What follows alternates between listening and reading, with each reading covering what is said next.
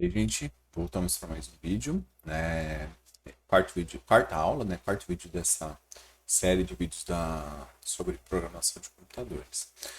Nesse vídeo eu vou mostrar um pouquinho então sobre as funcionalidades da ferramenta do Scratch, né? Para que vocês possam compreender como é que ele funciona. E principalmente por que talvez ele seja interessante para você dar início nos seus conceitos de programação, tá? Então, vamos lá no nosso site, está aberto aqui, né? Eu já confirmei minha conta, então abri meu e-mail lá e fiz a confirmação da conta, só para não ficar aparecendo a barrinha amarela aqui em cima, tá? Com detalhe, lembre-se dessas informações, então o nome do seu login, a sua senha e o e-mail que você utilizou, porque vai ficar mais fácil para você. Olha lá, tá até eu acabei de receber aqui a notificação falando bem-vindo ao Scratch, né? Vamos ignorar. E aí nós vamos vir aqui agora, clicar aqui em criar. Quando eu clico em criar, ele vai abrir essa tela aqui. O que aconteceu? Quando eu comecei a trabalhar com os alunos lá em 2016, usando o Scratch, ele usava uma versão que era muito limitada, no sentido de ter várias funcionalidades que não se adequavam, né, para os conceitos atuais de programação. Tá? E desde 2019, se eu não estiver enganado, houve uma mudança na forma como o Scratch interpreta as informações. Então ele passou a usar um conceito de programação um pouco mais moderno, então de visual mais moderno, tá? Só mudando a posição da minha câmera aqui para ficar mais fácil para vocês visualizarem tudo. Beleza. Então tá aí. Então o Scratch, ele basicamente vai ter essa tela quando vocês forem abrir. Caso de vocês esteja aparecendo em inglês ou em português de Portugal, você vai clicar aqui nesse globinho e vai procurar aqui português brasileiro, né? Então clica ali no globinho e seleciona português brasileiro. O meu já tá, né? Tá tudo bem. E ele vai ter aqui. Se eu clicar nesse primeiro botão, ele vai voltar para a tela inicial do Scratch. Aqui no globinho para trocar o idioma. Aqui em arquivo nós vamos ter essas configurações. Então, para abrir um novo, salvar agora, salvar cópia, carregar do seu computador ou baixar para o seu computador. Você não precisa salvar, então conforme você vai fazendo as atividades, ele vai salvando automaticamente. Então, essa é uma funcionalidade muito bacana dessas versões mais novas, de quase tudo que a gente tem na internet, né? Você quer salvar uma cópia, porque às vezes você está fazendo projetos distintos e você quer ter cópias para não ter problema. Se você está usando a versão para o computador ou você quer baixar para o seu computador, você pode usar essas duas opções. Aqui a gente tem o botão de editar, não tem muito, né? Basicamente o modo turbo é para que possam acontecer movimentações mais rápidas, mas eu não vou recomendar. E aqui a gente tem os tutoriais, né? Então ele vai vir alguns tutoriais, então de como fazer, por exemplo, para animar, para fazer algumas coisas, tá? Vamos voltar. Aqui o nome do nosso projeto, então a gente pode mudar o nome aqui para o nome que a gente quiser. Projeto inicial, por exemplo. Aqui o botão para compartilhar, para que você possa mandar para outras pessoas e ver a página do projeto. Então, caso você queira visualizar se está tudo ocorrendo certinho para que ele possa se movimentar, né? E aí aqui, mais para frente, a gente tem a pastinha dos seus projetos e o seu perfil de novo, né? Você pode clicar ali, trocar foto, fazer outras coisas. Mas basicamente o que eu quero mostrar para vocês aqui como que o Scratch funciona. O Scratch ele funciona a partir de dois elementos, basicamente a partir de dois elementos.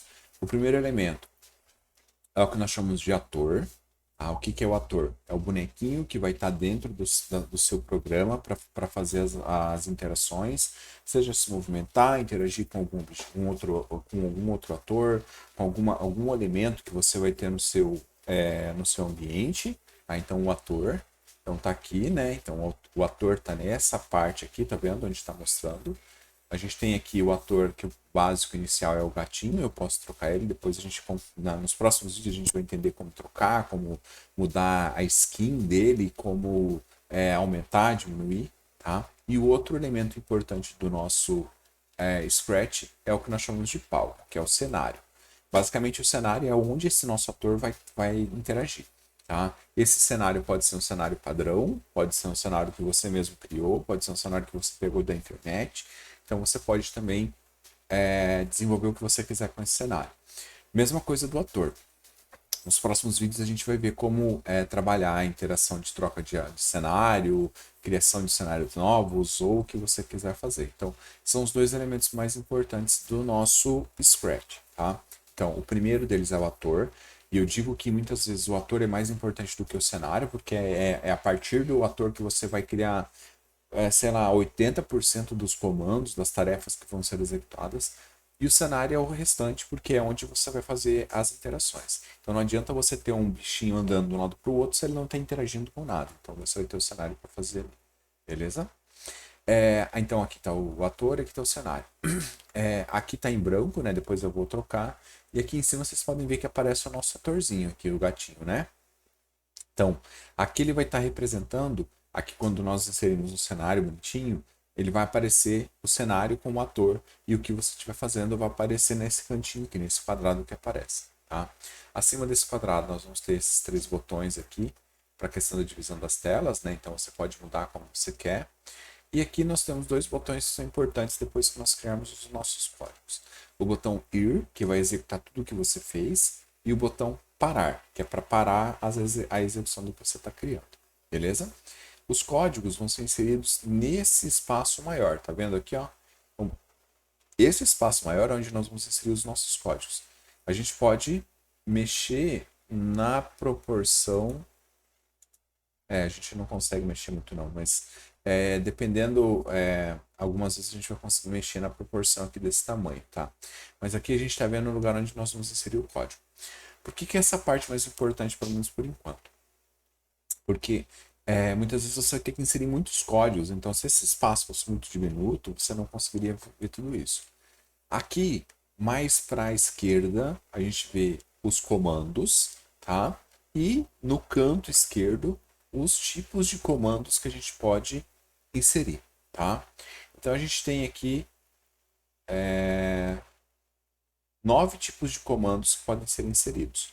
O primeiro tipo de comando é o comando tipo movimento. Então é para o nosso ator se movimentar ou para que possa acontecer alguma coisa, por exemplo, no processo de movimentação do ator ou do palco, né, do nosso cenário, tá?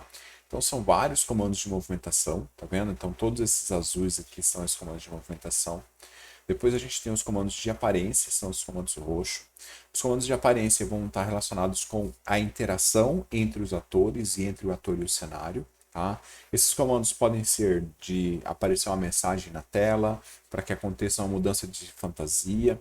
Então a gente vai ver, por exemplo, para dar a aparência de que o nosso ator está se movimentando, ele está andando, ele não está simplesmente se arrastando pela tela. Você consegue fazer ele trocar de uma fantasia para outra. Então o gatinho, por exemplo, vai parecer que ele está andando mesmo pela tela, dependendo da velocidade que você coloca, porque ele está como se ele estivesse dando um passinho depois do outro. Tá?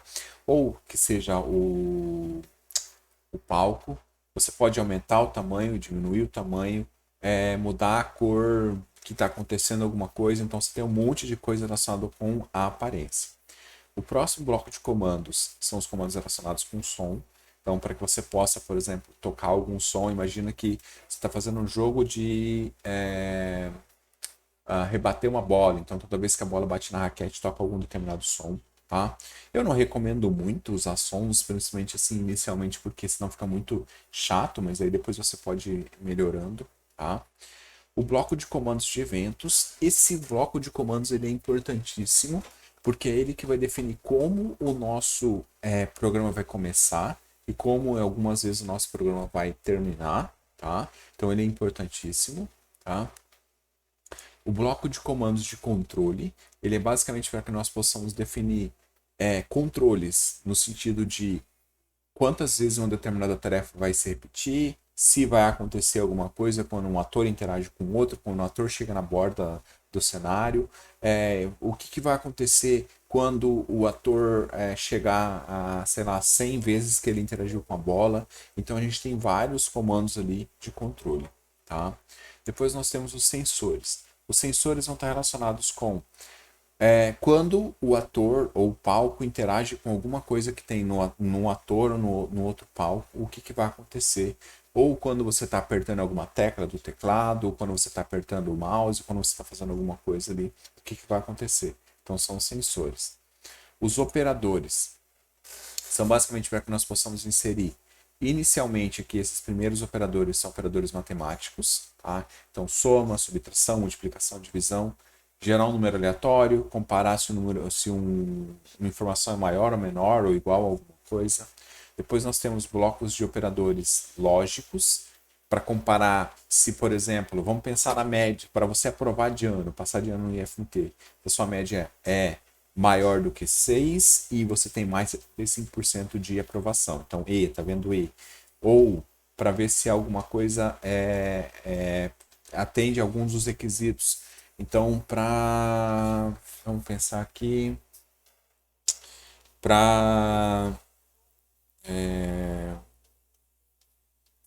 ai caramba, o que eu posso pensar como um ou aqui? Para escolher, por exemplo,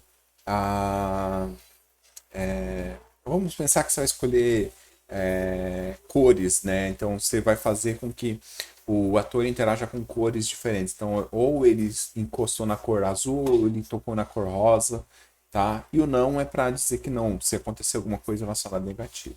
Mais operadores aqui para baixo relacionados a junções, a encontrar alguma letra, se o tamanho de algum ator, alguma coisa está acontecendo ali, tá? E a gente chega aqui no bloco de variáveis. Esse bloco de variáveis ele é importantíssimo porque é ele que nós vamos criar as nossas variáveis. Lembra que eu comentei lá no segundo vídeo do conceito de variável, né? Que é basicamente um lugar na memória que nós estamos armazenando alguma informação. Então a gente vai criar uma variável, por exemplo, para contar a pontuação, para contar as vidas do nosso ator, para contar, determinar o ângulo de lançamento do foguete. Então a gente pode criar as variáveis. E por fim, meus blocos. Esse último aqui, bloco de comandos, dificilmente a gente vai usar, pelo menos nessa parte inicial. É onde você vai criar blocos personalizados. O que seriam blocos personalizados? Por exemplo, você tem uma estrutura que se repete com muita frequência. Então você poderia criar um bloco personalizado para atender a alguma coisa. Então você poderia usar ali. Mas a gente não vai usar, pelo menos não nesse momento inicial. Beleza? Basicamente é isso, tá, gente? Depois, nos próximos vídeos, eu vou começar a falar. Então, nós vamos criar o nosso projeto. Já está aqui, né? E vamos começar a trabalhar com o nosso projeto. Não se esqueçam de se inscrever no canal, deixem um like de vocês por aí. Vão aparecer links para que vocês possam visualizar os vídeos. E é isso. Obrigado. Até mais.